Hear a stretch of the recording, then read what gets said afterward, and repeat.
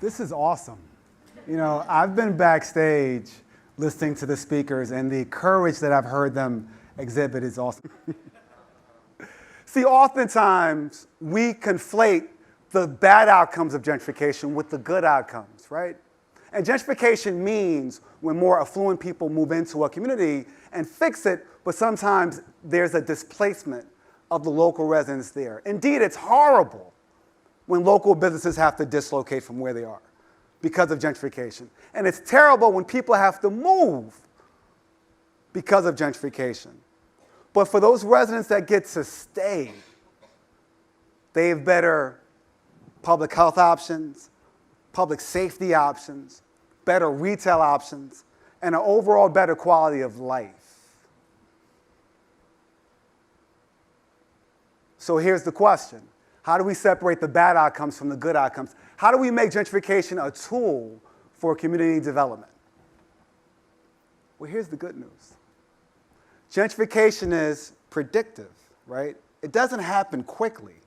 So there's ways to implement policies to, again, try to distill the bad outcomes from the good outcomes. But first, gentrification is predictive.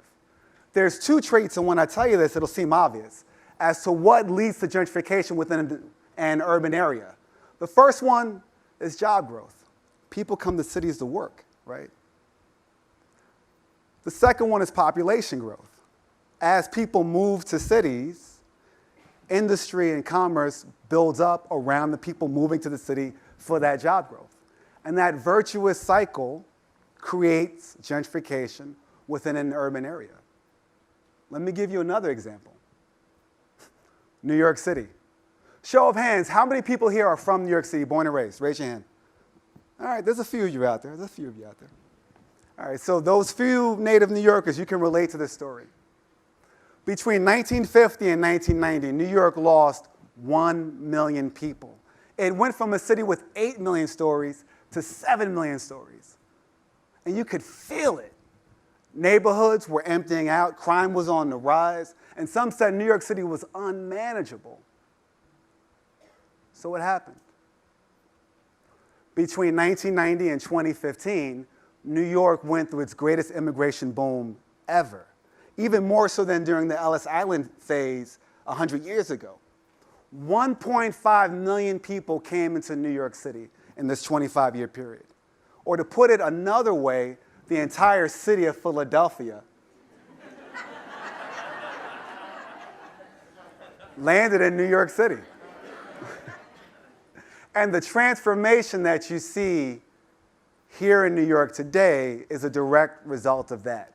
We lost our manufacturing base, we held on to our finance base, but New York City also became a city of media and new media, tech and high tech, healthcare and colleges.